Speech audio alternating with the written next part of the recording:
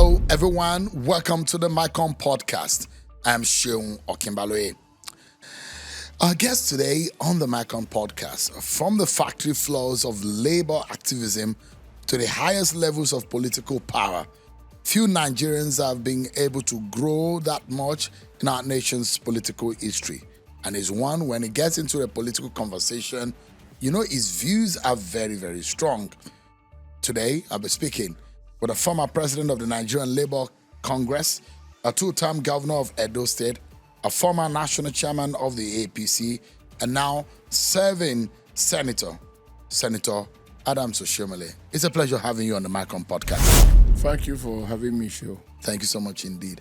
I saw how vehement you were when you were on the floor and you spoke about the NNPC, but it does look like your colleagues didn't like it. No, let me be very clear on that. More than 80% of my colleagues were with me. They supported me because what the Senate did was completely in breach of the rules of the Senate and the tradition of the Senate. Before you discuss a matter arising from the proceedings of a committee, the committee is asked to lay its report. The report will contain everything that transpired at the committee level and their recommendation. And then you proceed to discuss the recommendation. Now, usually this report is laid by the chairman of the committee. And the second is, in the absence of the chairman, the vice chairman or anybody nominated by him can be asked to lay the report. But in this particular instance, I think the Senate president had personal interest. I simply walk in, nobody asked me anything. And then I saw the Senate leader reading, is it a motion or whatever it was? And people were saying, but this is unusual. What is the report that you're acting on? And then they said there was something in television and something in newspapers. Is that the basis? If your members have been accused, or a member has been accused, you call on the member to explain himself, what happened, before you act. But here, you have a Senate president who decided that a resolution will be passed, and I think they took that decision in the night. And I believe they acted in a manner that lent itself to huge suspicion. And you will also notice there were two things they claimed they were worried about. The first is that they said they want to disown the statement credited to me. If I make a statement, can you disown it?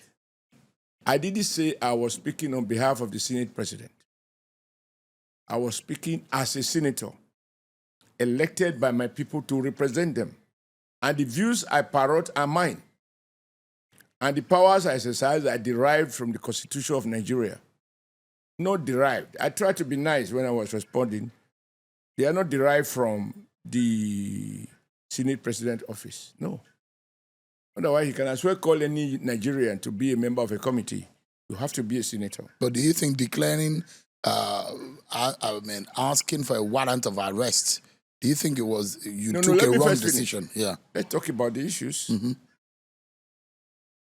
Because even that sort of question should have come before the Senate president. Do you think, how did you arrive at this? Before the Senate can now debate whether it's appropriate or inappropriate. So let me conclude the first question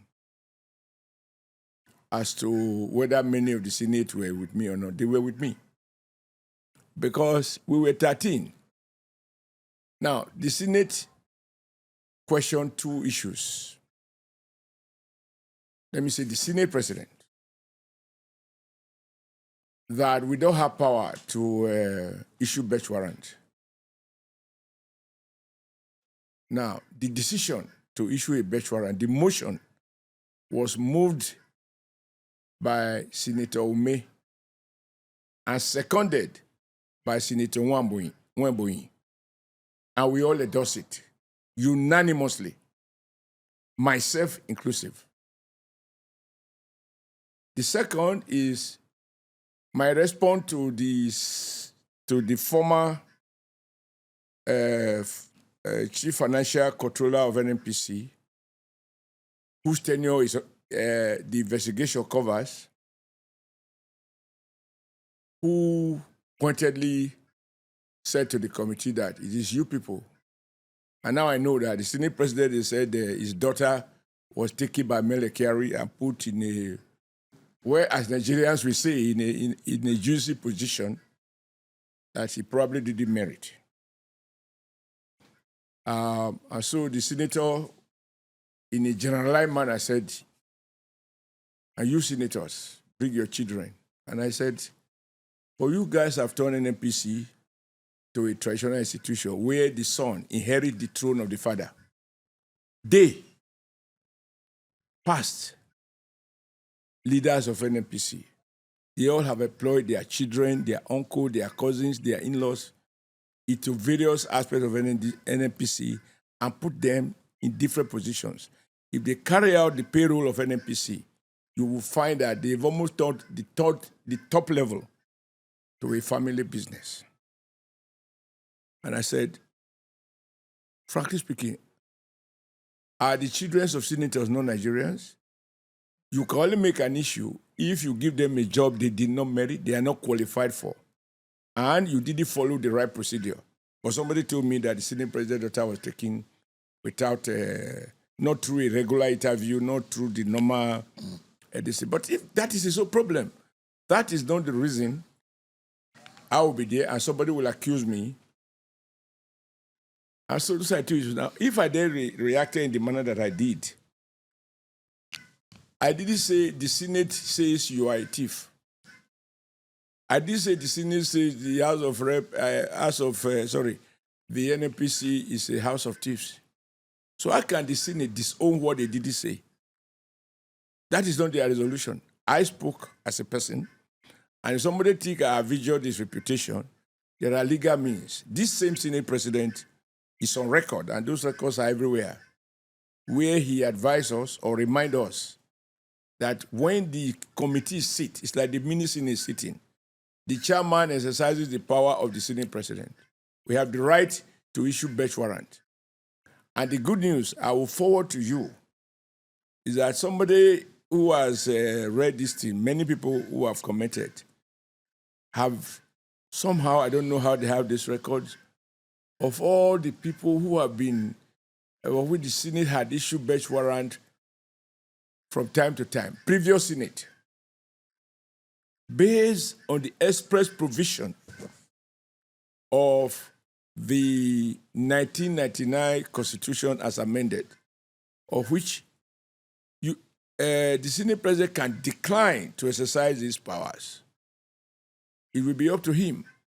But he cannot pronounce that what is in the Constitution is irrelevant, nor can he lecture any senator about procedures. And I told him this. So, so now, you asked me a question whether I thought it was appropriate to issue bench warrant. Yes. It is appropriate because in framing the 1999 Constitution, which give the Senate these powers, not the rules of the Senate, the 1999 Constitution,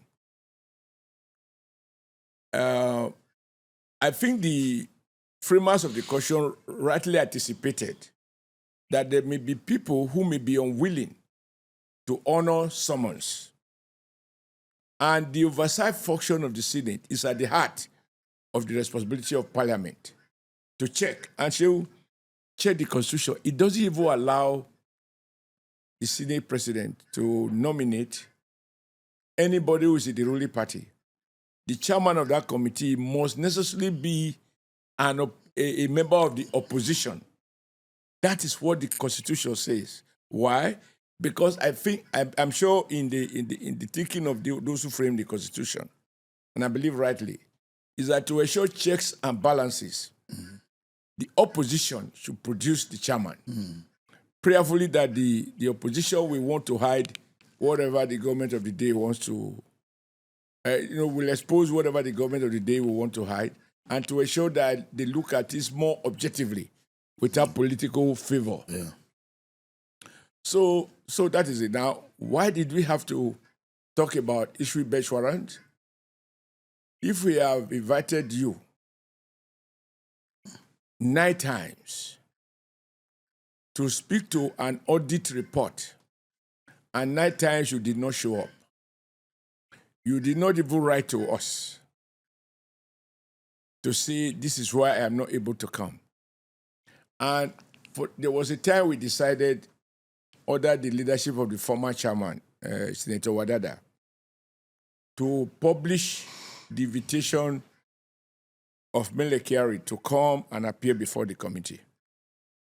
And let me also clarify that the reason we had to call on the previous management is because the current manager, MD, rightly said he was not in a position to explain some of these things because they all happened before he was appointed. There was a time we had to remind him that he has inherited the assets and liabilities of an NPC, and so he should be able to speak to the issues. And even the letters we issue, we decided they had to be issued through the current management of an NPC. Now, if somebody doesn't appear and you do not, what other instrument, peaceful instrument, lawful instrument is available? So you were left with no other option There than was to no any issue. of, after 9 times. But the statement you made was one of the things that that got a lot of people thinking, that it should be bundled either dead or alive. Yeah. Do you think, I mean, with the benefit of hindsight, do you think we should have made that statement? Oh, yes. And it is within a context. That's why I said, before you speak to something, you have to understand the overall circumstances under which you make a certain statement. A senator informed us, I think it was Senator Jibrin from Kwara Central, said, about a week ago, he had telephone conversation with with Mr. Mele Kyari, and he promised he will be present on that day. So he's not sure what might have happened. Then another senator, Senator Nwoye, said the day before or so, or 2 days earlier, he had information. He spoke to him and he said he was sick. He was hospitalized in Germany. He's hospitalized in Germany. Now, my dear friend, even in court of law, if you are supposed to sit and hear a matter and the suspect or the accused person or anyone who is supposed to be in court on that occasion is not available, even if it is the defense counsel or prosecuting counsel, for health reasons, is not able to come on a date that he has been served notice to appear, you will have to have a medical report to say, based on this unforeseen development, including illness, the suspect or the defendant is not able to appear because he's hospitalized in a hospital. That, for me, is a regular thing to do. So if Mele really was in a hospital, having been an MD, it cannot be assumed not to know basic common sense procedure, particularly when you know that for previous 8 times you have been invited, you didn't show up, and he was not in a hospital. He was in Nigeria here. Many of the members, whether he plays golf, I don't know what he does, claim that, oh, they know he's around. Oh, they spoke to him 2 weeks ago. Oh, they met him so. So for me, if you tell us now that the man is hospitalized, I say, okay. In reaction to that, because he didn't write to us. So I was actually communicating with those people who are claiming that he's hospitalized. Okay, bring him here dead or alive. I stand by that. And you don't regret it. It is just You to don't regret that emphasize. statement. Because I think As he an has been so unfair. disrespectful. No, it's not unfair. Not unfair, but I spoke in a context. The sometimes I spoke in idiom. Yeah. Because I do not believe, and he did not inform us.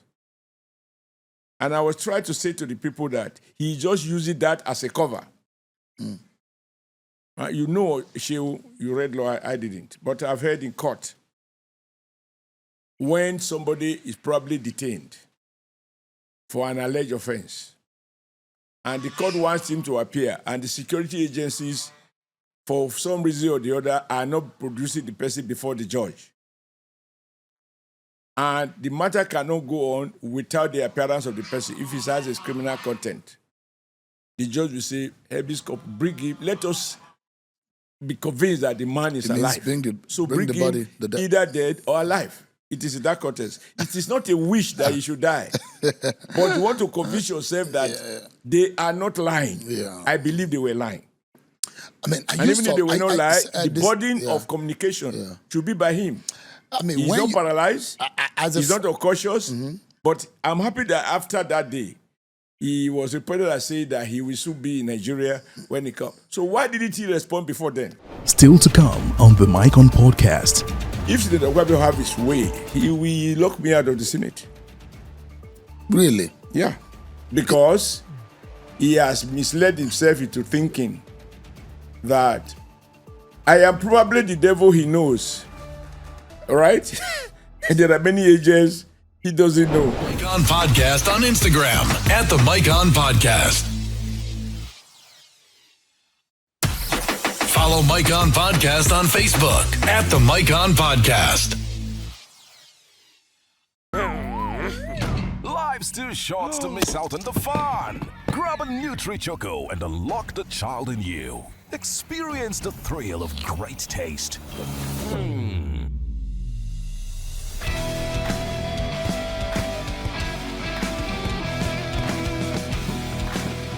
Nutri-Choco, nourishing fun, chocolatey taste. Embrace your inner child with Nutri-Choco, tasty chocolate drink. A quality product from Seaway. Shey you know say INEC don begin to dey register people for voters card, and this registration wey dem do so na go be the last one wey dem go do before 2027 general election. INEC don begin to register people from on the 11th of May and dem go close on the 10th of July 2026. If you know say you never register before, or you just clock 18 years, waka enter any INEC office wey dey near you, or you fit still visit us online wey be www.cvro.inecnigeria.org to pre-register. And when you do that one, you must enter INEC office where you're able to do your fingerprint and your photograph.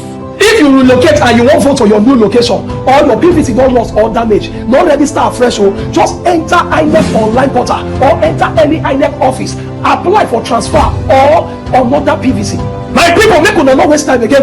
Register, make you free vote. Now you're right. Now INEC they bring una this message. Now we they make una vote count. Now we they make our democracy stand gidigba. Thank you for joining us on this edition of Mic On Podcast. This podcast will return soon. You as a senator, two-time governor, a former NLC leader. Yes. There has been years of complaints by a lot of authorities about the opaqueness of the activities and the accounts of NNPC. Why does this surprise you? Well, to be honest with you, sometimes I'm fighting to restrain myself. And I do understand the burden of parliament, of being a member of parliament. Because it's not like executive. You have to have an aggregate opinion. Cumulatively, I've come to the conclusion that anything affecting NNPC, it is difficult for a Nigerian institution, including the Senate, and I will speak to evidence.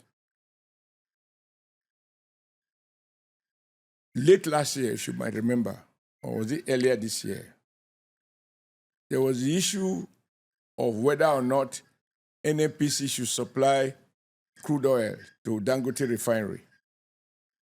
And they then had someone who was in the UMT or whatever, this Mr. Farouk, who insisted that they were going to import what many people believe was a substandard petroleum products from Russia, which because of the sanction, they are selling below par, and therefore they can make a lot of money out of it. At the expense of a refinery that, on reflection now, but for Dangote, Nigeria economy would have been grounded completely.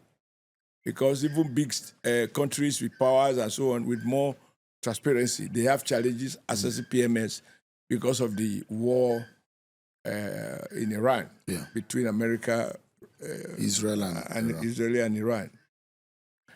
Now, it got to a point that, rightly, the Senate felt that this matter cannot be left between these two people. And you know who moved the motion for this investigation? Is someone who many people believe is a spokesperson. He represents the Senate president. And he raised the motion that how can we be watching helplessly while the economy of Nigeria is under pressure and people are making conflicting statements, that the Senate should investigate. The leadership of the Senate went to Dangote refinery to go and see things for themselves. And they all spoke to media men that they were very impressed about what they saw on ground, that a Nigerian had been able to put in place. I think the leadership of House of Rep also went. So following this dispute between Dangote with regards to whether or not they should access Nigeria crude, which for me was a senseless debate. And thank God Mr. President resolved it by saying, no, they should give Dangote crude. But before that intervention, NNPC preferred to be importing finished products because that is the only way they make their transactions. Now, Senator Akpabio, our Senate president, set up, and the Senate approved, a committee to investigate the issues between NNPC and Dangote refinery. Why NNPC is unable to deliver crude to refinery. They prefer to export it and then import finished product of doubtful standard. And the Senate president said, he's asking the Senate leader to chair this committee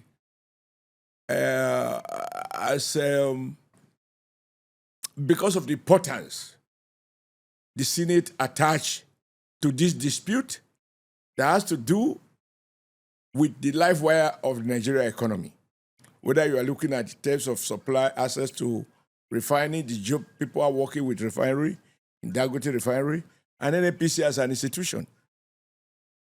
I recall vividly the day we were inaugurated. Some journalists, they are like Google. They said to our chairman, are you sure that you will be allowed to do this investigation to conclusion? And a report submitted. The Senate leader said, for him to chair this panel is a statement of the importance the Senate attached to this issue between NNPC and Dangote refinery. The journalist said to us, no inquiry that has to do with NNPC has ever seen the light of the day. The journalist said to the Senate leader and to all of us. And the Senate leader confidently assured the journalist that this one will be different. Nice talk. As we speak, I have not been removed as a member of that committee. That committee has not been dissolved, but that committee was never allowed to sit. After all the issues raised. So I didn't come to Abuja to, at this age, I'm entitled to go and rest. I've done enough. But if I had to wake up to keep appointment in the Senate and do all of the things that the Constitution enjoined us to do. We must not be seen as fully Nigerians. We raise the tempo, then those people involved are afraid. They move around in the night, and then the following day, everywhere is quiet. I don't want to be part of that tradition. So don't take it from me. Ask the Senate leader. Ask the Senate president what happened to his committee that he set up after he led the I was not in that delegation, by the way.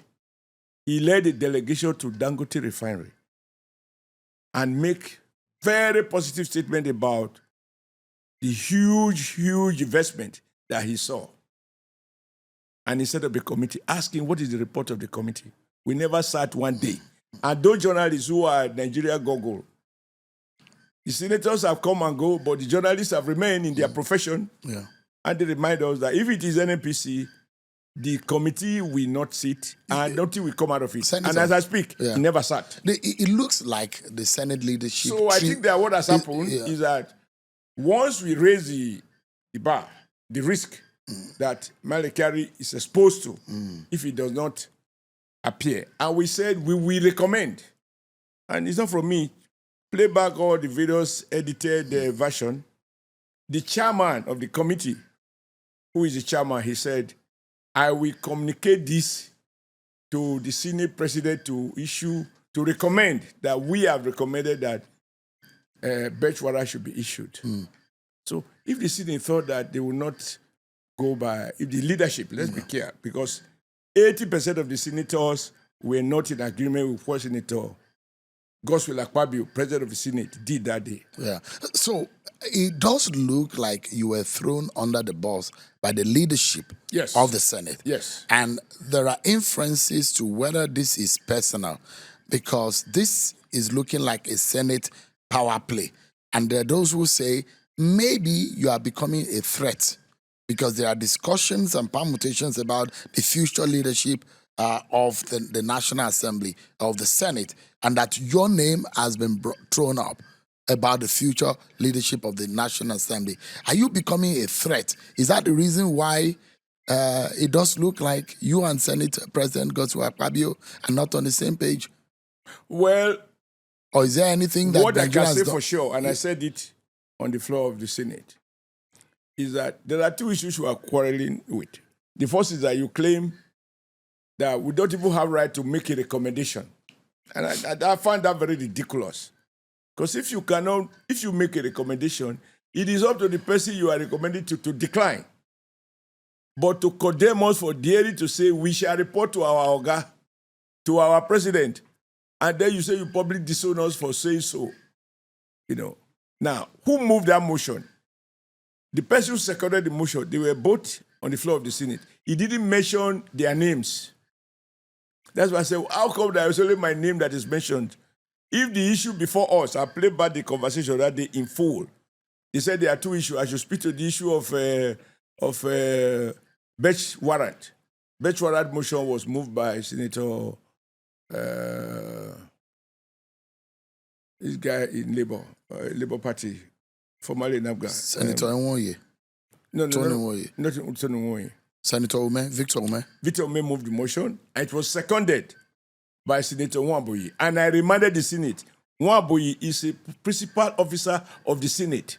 He seconded the motion. Why didn't you mention his name? Why are you reducing the whole thing Adams Oshiomole? So clearly, and I said, I understand why. They think, and I think wrongly, that they can destroy my image or make me sound like a controversial figure. And in the Senate President's narrow calculations, he believed that he projected me in the worst light. That is it. And I believe, I'm trying to manage my language. I believe that he doesn't appreciate that the leadership of any institution, including Senate, President of Nigeria, is in the hand of God, not in the hand of man. Have you become a threat to him? What paid me sometimes is that Akpabio forgets. Akpabio forget that. I was a founding governor of APC.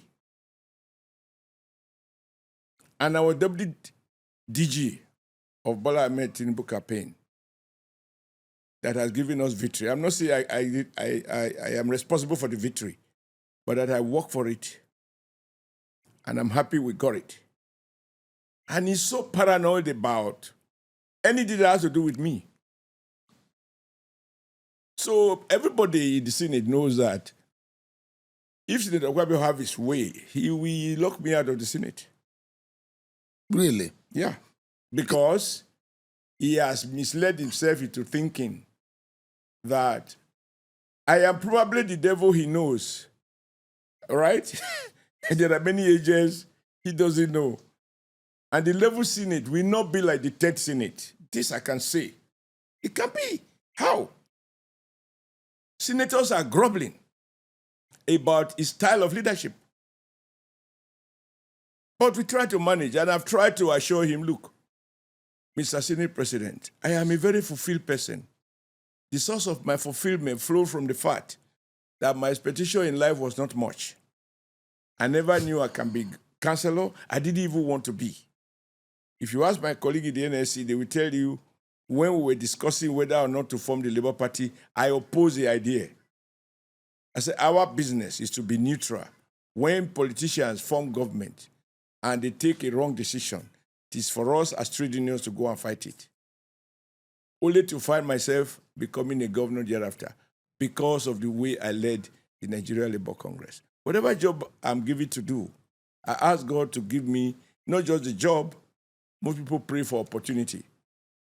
I ask God to give me courage,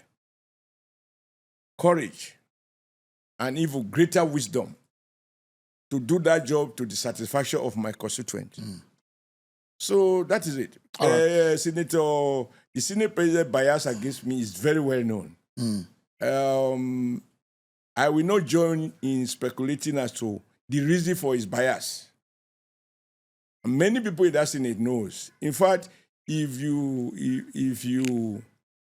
I'm going around the floor of the Senate and I go greeting certain persons and we have conversations, the man become uncomfortable. He thinks that I will give you this. Senator Yari approached the Senate President that he wanted to be vice chairman of the Senate Committee on Interior. I am the chairman of the Senate Committee on Interior, and Yari said he wanted to be vice chairman. And the Senate President said to him, so you want to join Senator Oshiomole to be planning how to remove him as Senate President? He said that. But I just laugh it off. There are occasions. Were you really planning to remove him? Pardon? Do you have ambition of replacing Oshiomole? Excuse me. Pabio. If you understand the way the Senate work, the Senate President is first among equals. He's selected only the person favored by the senators. Remember, if Senator Yari had got the majority, he could have been the Senate President. So it's not about what anybody wishes, it's about who the senators want. But do you have the ambition of, at some point, because there are issues about those who voted against him or what, I mean, at some point, they're grumbling within the Senate, but you are one, your name has come up, and I've asked you this question before, that there are those who see you and who profile you to become a Senate President. Well, but I don't know. This is, you are a media man, I can't question your sources or otherwise, but what I can tell you, the irony is that because of some external consideration, I found myself having to support the Senate President. Not only to support him, but to persuade anyone I could to vote for him. And I voted for him. And in Edo, he got all the 3 Senate votes. Because we have to persuade people to look at the bigger picture and all of that. So I voted for him. But I can tell you that within months of of his assuming office, I think within 3 months or so, my former colleague, now governor of Edo State, he came here, who I actually persuaded that we should all support him. And I told Senator Yari, sorry, based on the spirit they call, I will support Senator Yari because he's somebody I had known. We have worked together as a colleague in the same party for a long time. But I told him, on this matter of Senate President, sorry, I'm not able to support you because of certain criteria that we had agreed on, namely that this position be zoned to the South-South. And therefore, I am supporting the Senate President. And I did. And I persuaded Senator Monday to agree that if we don't support Senator Akpabio, people will accuse us of fostering, you remember detention. Yeah. That you have president as Muslim, vice president as Muslim. So if you have the Senate President as Muslim and the Speaker as Muslim, before you know it, they will say, yeah, we have actually started the process of Islamization. And on my honor, I offered and I persuaded people to vote for Senator Akpabio. The day of the election, I never do that. I wore his muffler with his portrait to indicate that I am pro Akpabio. But today, like I said, 3 months later, my governor came here and said we should go and see the Senate President. I said, no, it's too late. I've been there a couple of times. I'm always told he's not around. Okay. He said, no, let's go. I felt for someone who has always respected me, I should also accord him respect. Okay, let's go. He drove, 2 of us. We went to his house. And I was sure when I saw him, he said, oh, Adam, thank you. I said, what is the matter? He said he was told that I was attending a Northern Senators meeting who are planning to remove him. I said, who are the Northern Senators meeting who are planning to remove him? I asked him. And he mentioned some names. And I said, Mr. Akpabio, I have told you, you were my colleague also. You should know me. If I come to the conclusion that I will support those who are opposed to you, I will do so in the daytime. Why will I hold a nocturnal meeting when you cannot do me anything for planning anything I want to plan that is within the law? It is lawful to remove a Senate President following the provisions of the Nigerian Constitution. And Senate Presidents have been removed while they are seated. So why will I have a secret meeting with Northern senators? In any case, what is your problem with Northern senators? He said that's what they were told. So I said to myself, and I told the governor, then before he became governor, I said, so if for any reason I didn't come here now, they will say I am planning, I'm attending a meeting of Northern senators that are opposed to. And he uses this ethnic thing to create a division in the Senate. I don't think that is helpful. Still to come on the Mike on podcast. This story about, in fact, this takes us back, about NNPC having a tradition of not accounting. It's as old as the Nigerian nation. In fact, I will play to you, when I finish the interview, the comment, part of the campaign agenda of MK Abiola, what he said he would do about NNPC. The NNPC has become a huge house of fraud.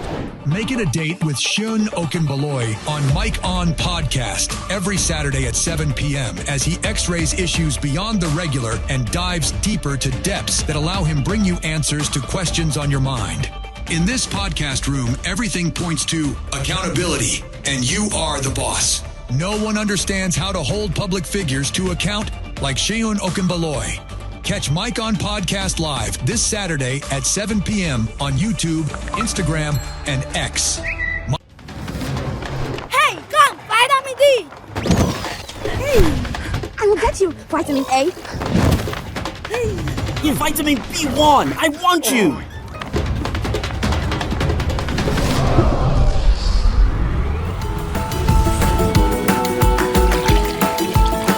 With nutrients such as vitamins B1, B6, D, and A, Nutri-Yo leaves you energetic and refreshed.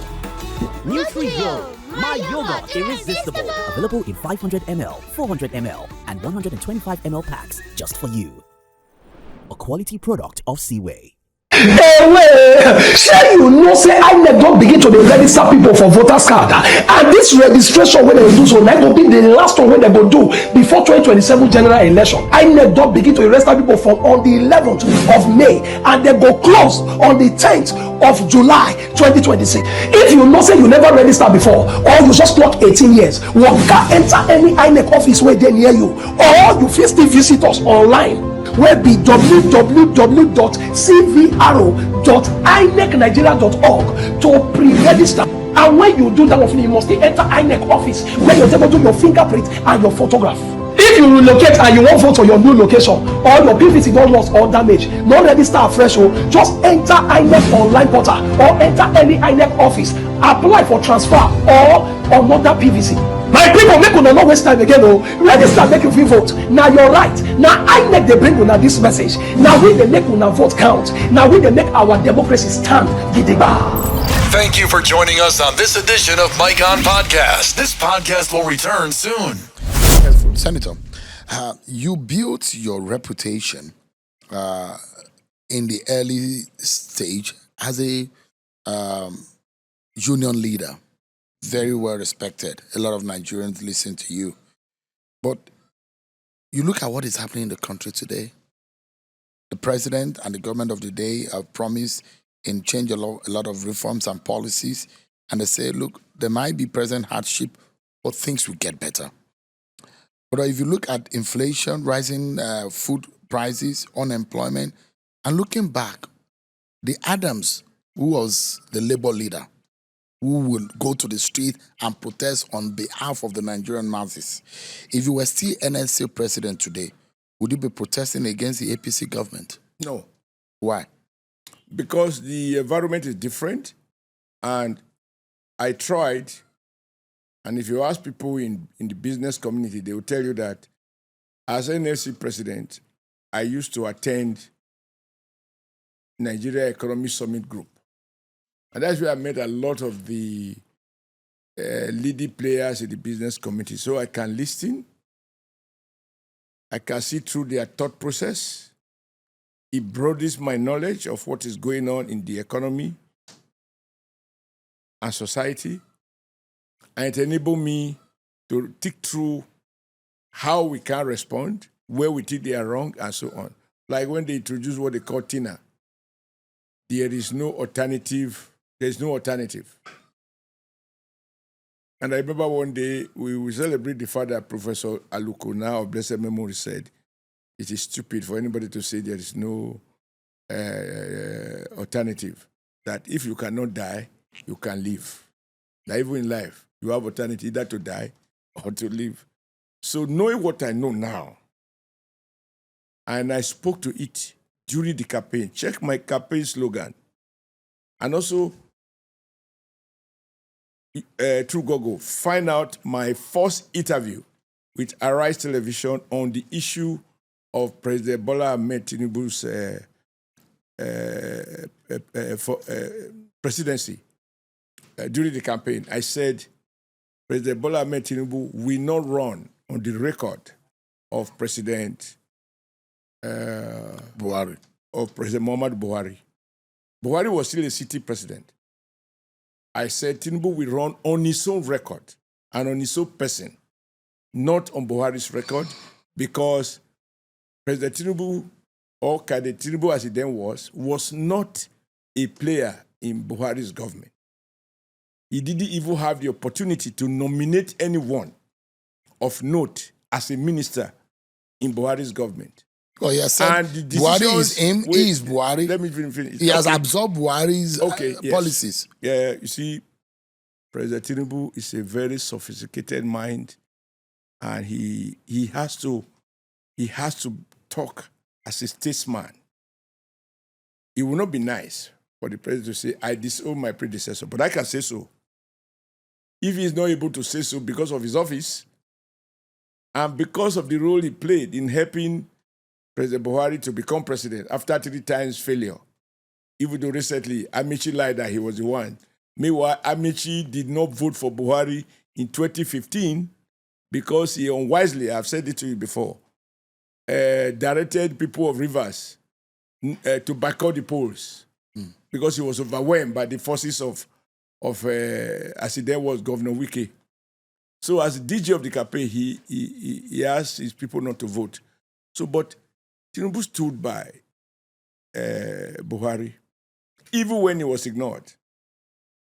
You recall that at a point, President Tinubu has then Asiwaju, leader of the party, relocated so that at least he can be free from the humiliation arising from either choice of policy, appointment of people, and the overall direction, some of the decisions that the president was taking. And you remember that the first pronouncement of President Buhari was that, I belong to no one, I belong to everyone. People like you who can interpret statements and proverbs. Who is the no one? Who is the one? Who does he belong to? And who is everybody that he belongs to? Could we have been referring to Bola Tinubu at the time? Well, I leave that to you because you are specialized in interpreting and in hearing stories. But just to say that I said that, why President Muhammad Buhari was still in office. Because I know that President, then leader, Asiwaju's thinking was totally different from what Buhari was doing. So Buhari derailed this country. Well, is that your view? If you are looking for headline, I will ask you to draw conclusions. For example, look at the last two main decisions he took when he said, when they decided to change the currency. And I usually, even if you have money in the bank, you go and you have to queue and sleep at ATM machine to draw your own money. And at a point, it was reduced to a maximum of 20,000, then 10,000. At a point, no one was available. You were referred to go to POS. Most Nigerians didn't know what was POS until that time. Now, you recall they also said that any money you have not spent by a social date will have expired, which amount to illegal confiscation of people's hard-earned income. They don't have the cash to give you, and they say the one you have at home, you cannot spend it. All of that was meant to destroy the economy, and it did destroy the economy. And President Tinubu has had to, in a very diplomatic manner, or please, anytime President speak, I advise you to listen attentively to what he's saying and what he wouldn't say, or what he means. Other President Buhari, over 31 trillion naira banknotes were printed under what you call ways and means. They call it ways and means to give it an economic, complicated matter. It is simple. Exactly the way the Idi Amin, as the governor of CBN in Uganda, to go and print more money when the governor of the Bank of Uganda said, Central Bank of Uganda said, Mr. President, we don't have more money.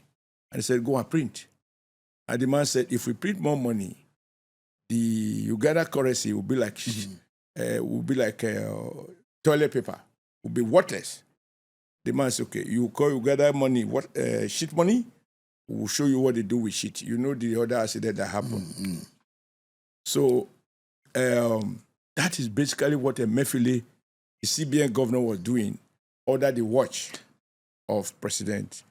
But Senator, Buhari. The elections are here. You don't think that Nigerians will punish Tinubu and the APC for some of what has become, tough policies and tough environment that he met the country? Okay, I will ask you this question, and you tell me if you were a voter, whether you vote for or vote against it.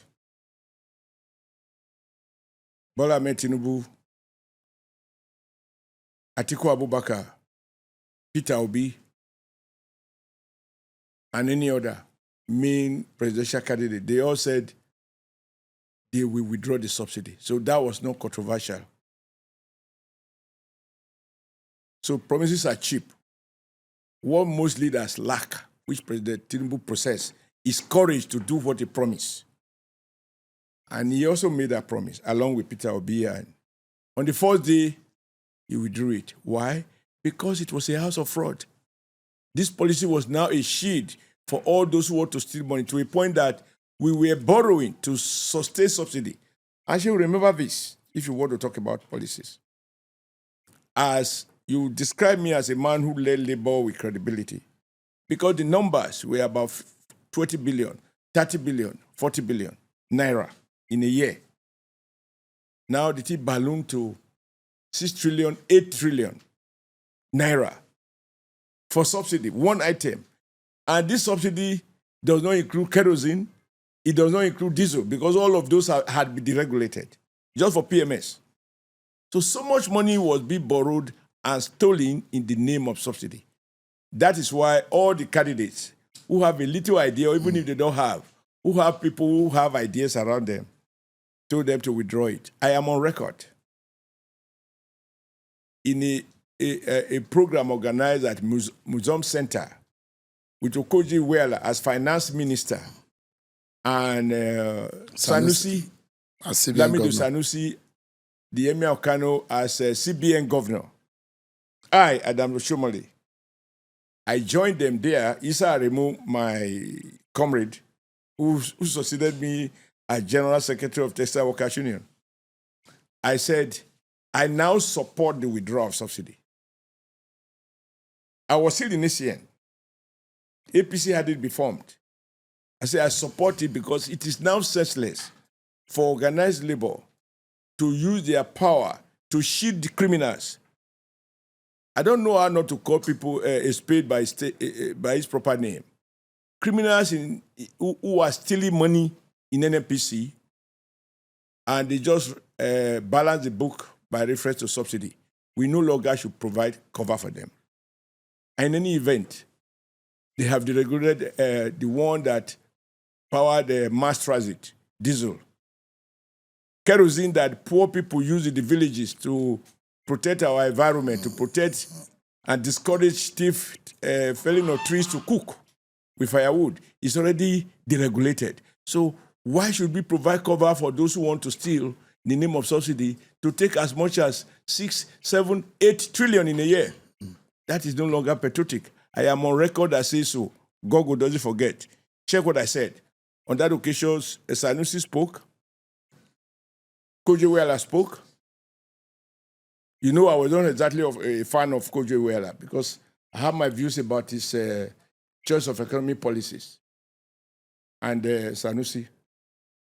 And talking about Sanusi, you remember that Sanusi, as governor of Central Bank, raised alarm about the numbers of revenue accruing to NNPC that were not remitted to the Federation account. So this story about, in fact, this takes us back, about NNPC having a tradition of not accounting.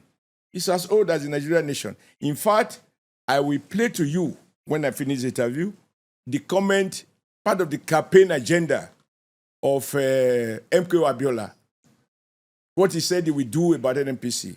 The NNPC has become a huge house of fraud. Not in many ways, he said that. And the measures he will take to make NNPC accountable. So this tradition of a parastatal feeling that is above everybody, because the problem with some Nigerians, I emphasize some, is that when they assume position of power and they begin to loot, and they loot huge sums of money, they become bigger than the Nigerian state. They have enough resources to compromise all the instruments of checks and balances. But Senator, in all of these policies... Now, back to your question. Yeah, the policy, so I will ask you, will you vote against Tinubu for withdrawal subsidy? You want the subsidy to return? Shehu, I'm asking you now, not at What about insecurity? Wait, what about unemployment? Wait, one by one. You are not going to get away with three questions. Are the lives of Nigerians you better? must keep to the finest tradition of journalism. But the question is, Senator, I will answer them one by one. Whether or not, so as Senator Oshiomole, if you were the NSC president, would you be protesting you against... the answer. You can't ask me 10 questions at the same time. No. It's the same question, sir. Stick to your tradition. You are well The same known. question. No, it's not the same question. It's not yes or no. Would you, as Adam Oshiomole, I will. If you, as NNPC, I will. Would you protest against this government if you were the NSC president? You don't protest without reason. So you think... Protest is only what you protest for specific reason. Number two, so I ask you, will I be protesting now against the withdrawal of subsidy? I will not protest because that's why I reminded you that I have supported the withdrawal So I cannot protest against a man who had the courage to do what other people couldn't do. Number two, this major massive investment in infrastructure, Governor Diri of Bayelsa State said the minorities, the Ijaw nation, because they live around coastal areas, under a Nigeria highly respected statesman who has passed away now, Edwin Clark. He, together with Ijaw leaders, wrote during the military that they should construct the coastal road because it will enhance the Ijaw community and the non-Ijaws who live around the coastal area. Nobody even gave them acknowledgement. And now President Tinubu is doing it. So Shehu, I will vote against that decision. I will support it. Number three, I don't know your family background. But for people like me, I couldn't go directly to a university because my parents even had difficulties paying my school fee for secondary school. And now you have a president that has introduced student loan. Will you vote against it? Of course I will vote for it. Senator. Number four, now you talk of security. Did security or insecurity started under this government? But it's Can grown. you put your hand in the It's Bible? gotten bad. Wait. Can you put your hand in the Bible and say that President Bola Ahmed Tinubu is not doing enough on security? Is he He's handling doing enough. Is he handling it well? Pardon? Is he handling it well? Because there are those who are complaining. So if you were the president, how will you handle it? I'm not a president. Okay, He's the so one who then you promised. listen to me, He's the one who promised that he will keep What is- Nigeria safe. He promised. He didn't say he will perform magic. So when As you promise Commander-in-Chief, and you are not able to do it, is that not a failure? He's able to do it. He's able to do it.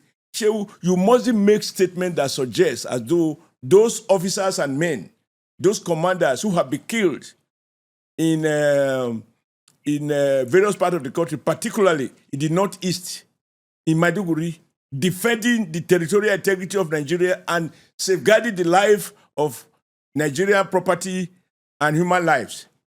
Those who die confronting these notorious criminals, that they are not doing something.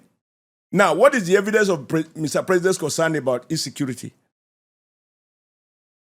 There is no better view than to look at the additional budgetary allocation. I can tell you for a fact that the first appropriation the National Assembly considered by way of a supplementary budget upon the assumption of office of President Bola Ahmed Tinubu was to provide more money to the Nigerian Armed Forces. And look, I challenge you to look at the numbers. What he had provided, even in 2026 budget, what he provided in 2025 budget, and related to what previous government budgeted. And ask yourself the question, was he budgeting this money for fun? No, it was a reflection. And when he says he declared state of emergency, you think on a good day, that is the kind of thing he wants to say? All of these points to his commitment to deal with insecurity. The fact that it has not disappeared completely. But in order you want to say, those who have lined up now, let's look at their record with regards to security. Beginning with Atiku Abubakar, Vice President from the Northeast. And Boko Haram started from the Northeast. Atiku Abubakar could not even go to Maiduguri.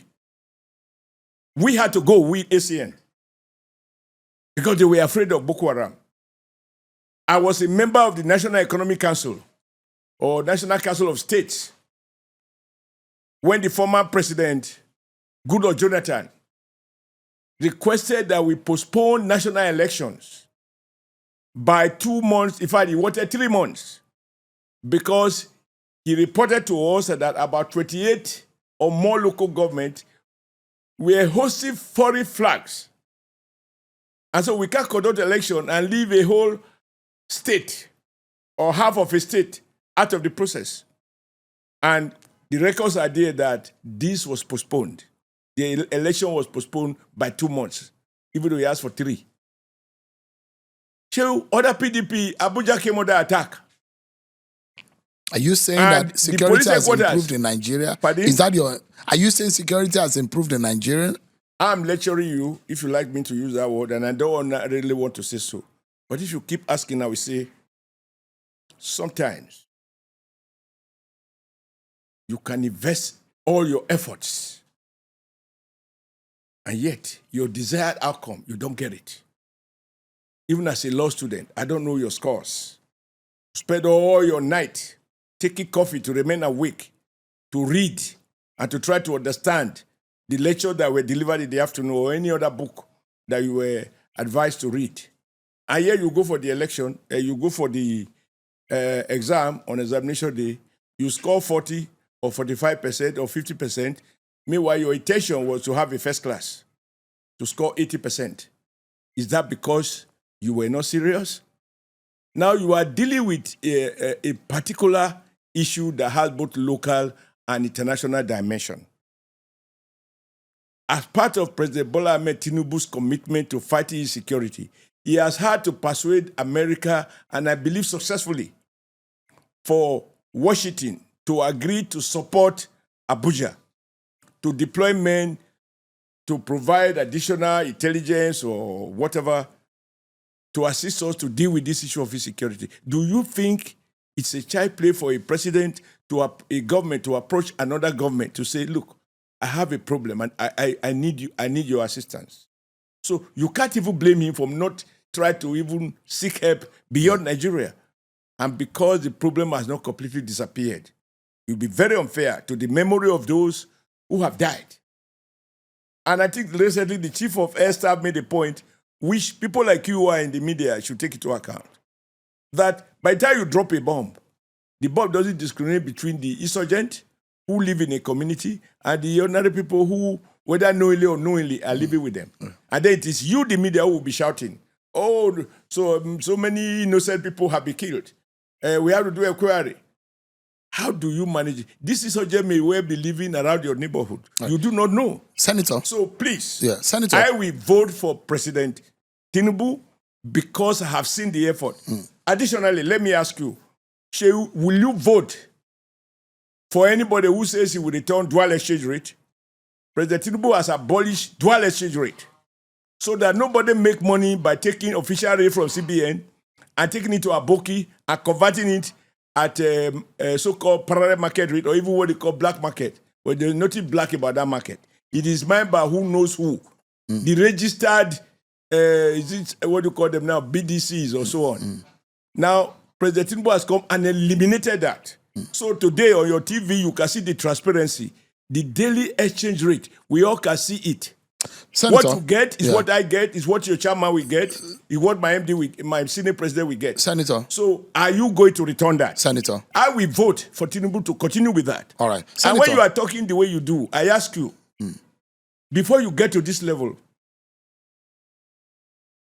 you got here in 3 years, you thought that really, if we don't reduce issues of macroeconomic management and social re-engineering to issues of magician, you really believe that if you have idea of the state of decay and the complicated macroeconomic environment that this president inherited, massive financial abuses, printing of you think 31 trillion naira, but you will solve all these problems in 3 years? You think Tinubu, it's not possible. It needs more time. Nigerian research knows that even in medicine, you don't even change the surgeon. That's why doctors tend to work long hours. They want to monitor the patients and see to his recovery. And so that's why they don't do the typical 8 hours and close. They want to see through the management of the patient under their control. Senator, we need to. So I will vote for Tinubu to continue with the reforms he has carried out. Because in Nigeria, typically you say you can't be doing the same old thing and expect different results. Tinubu are choosing to reform so that we don't do things the old way. All right. Senator, but changing the way you do things, we not go without some price. I hope we're able to wrap up in just 1 minute. Yeah, just so wrap up. My final question to you, and I wish that we could do this in 1 minute. You have repeatedly dismissed opposition prospects, the Peter Obis of this world, the Atiku Abubakars of this world, the Goodluck Jonathans of this world. If Tinubu loses in 2027, would you think that would it come to you as a surprise? Beaten by any of these persons? What will they be marketing? It will be now, I have said to you, Chiu, and I recommend this to you. Atiku Abubakar, ask him what he is going to do differently. Who did you mention? Peter Obi. Peter Obi. Ask Peter Obi. Peter Obi has no reputation, unfortunately, and I will speak to it. You cannot take him by his word. First, he said he will never leave AGA because Ojukwu added ABGA as a political party to him, and he produced him as a governor. Immediately, he completed his tenure. He left ABGA and went to the extreme of ABGA because the logic of Ojukwu was not to join a party who he believed was being controlled by those he had sorted to severe relationship with. Obi went there because he wanted to be vice president, and he became one, and he was defeated. Rather stay back and re-strategize, Obi potted and joined the Labour Party, another extreme, because he doesn't want to do any primaries. Labour Party handed over the ticket to him on a platter of gold. He got, according to him, 8 million votes. Okay, what will some common sense prescribe? That you manage that platform, invest in it, deal with all the internal challenges, because there is no system. I can call myself an expert in a voluntary association management. Okay? Political party is a voluntary association. Membership is voluntary. You can join, you can withdraw. Now, he couldn't manage it. He wanted where food is ready. He left the Labour Party. His vice president, running mate, Dati, who is, whatever you want to see, Dati has shown that he can manage the situation. He's not a trader. He's not a short-term, turnaround businessman. He's built one of the most reputable universities in Nigeria today, the Beige University. He told Obi, sir, let us fix this Labour Party issue. The man said, no, I'm not here to fix party. I want to fix Nigeria. But Obi should know that the Nigerian Constitution does not allow individual. It's a party. It's a collective. And so he left Labour Party to go and look for where food is ready. He went to ADC. They terminated the leadership of ADC, which they met there, and forcefully took over the leadership because they are big men and women. And when they said that there will be primary, because he doesn't want to go through the first stage of election, he left there to go and join NDC. You have already seen the tension between Obi and the proprietor of NDC, my very dear friend, former governor and now Senator Siraki Dixon. And look at the interview he granted, how they were having people coming to join the party before Obi come, but now they are behaving as if it's Obi that's bringing those people. And that Obi should talk to his followers. Can't you already see early warning signals? So if you cannot manage a room, allocate a student room to you, and you can't keep it clean. You come in, you find that the bed sheet and the toilet is leaking and so on, you can't fix it. Then you tell me you are going to be running a real estate with several buildings called Nigeria. How can you? So you can't manage a political platform? Bola Tinubu can win in 2027? He will win. How? Because Nigerians are sensible. Forget about some of the elites who are compromised. Some elites are compromised for one way or the other. But Nigerians know that these elites always say so. That's why I ask you, any of them, will they return subsidy? Will they return dual exchange rate? If Tinubu loses in 2027, will they terminate the massive infrastructure that is going on? If Tinubu loses in 2027, would you be surprised? He will not lose. You are optimistic. The people will decide. I am a critical optimist. Nigerians know the difference between liars who have perfected the act of manipulating TV tubes and podcasts to tell Nigerians are suffering. They are not saying what Tinubu did wrongly. That's why I'm asking you some of these key policy changes. Reviewing the tax base so that those who make money from Nigerian economy should also pay taxes so that we can provide for the others. Do they want to review the tax policy? What is it? So we don't have to see. We can excuse those who are not educated. People say, oh, because you are hungry. Oh, because you are poor. Oh, we are not delivered so. China did this. They never speak to say, look, if I was president, the last thing I hear from Atiku is that he would have visited Plateau or Benue All right. You believe, Shehu, from your heart of heart, that paying condolence visit is all that we require to change the security. Then they say, oh, he's not sensitive.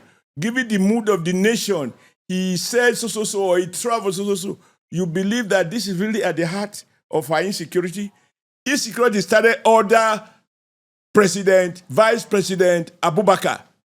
Now, go back to Anambra State and play back, and I'm giving you this as an assignment. I will pay for the research. What were the four first major decisions that Governor Obiano took when he succeeded to be as governor of Anambra State? We saw the visuals where Governor Obiano was bringing down using bulldozer. I think he started it. Using bulldozer to bring out the houses of kidnappers and so-called Bakassi boys that got out of control.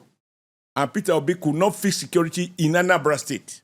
He took the intervention of Governor Obiano, who took over from him, to begin to destroy the properties of those who he believed have used their crores for kidnapping. Where wife kidnap husband kidnap wife and ask the children to bring money. He got to that level. Oh. And Governor Obi, as he there was, I was a governor then, my state was safer than Anambra that Obi. So if Obi couldn't fix Anambra State, if he couldn't fix Bakassi boys, and Bakassi boys got out of control, and he took the intervention of Obiano to now intervene, you think that is the guy who will have the courage? Look at it recently talking about we should do ethnic profiling. Fine. But what did he say? What should we be doing? Everybody knows that things are not perfect. But a statesman must provide answers. Say, this man is driving left. If I get a ticket, I will drive right. That's a specific choice. So you as a voter will say, okay, I think I like right-hand driving, not left-hand. There has to be specific new tools that they will bring. We haven't had. Other than this buzzword, do the right thing. What is the right thing? Senator. What is the left thing? Senator. So, Tinubu will win, hands down. And these people will not even get the kind of vote they got before. Senator, many thanks for talking to us on the Macon podcast. So it's always a pleasure. Even though you interrogate me as if you're a terrorist. But you're up to the task. Thank you so much indeed. But you know, I'm not growing younger. Thank you. Thank you so much indeed. Senator Adams Oshiomole's conversation with us on the Macon podcast. And I know that every part of this conversation is something that you can share. You can also tell your friends and your neighbors something up on the Macon podcast about this conversation on the state of the nation. But thanks so much, everyone, for watching. I'm Seun Okinbaloye. Bye for now. Thank you for joining us on this edition of Mike On Podcast with Seun Okinbaloye. Mike On Podcast for the independent mind.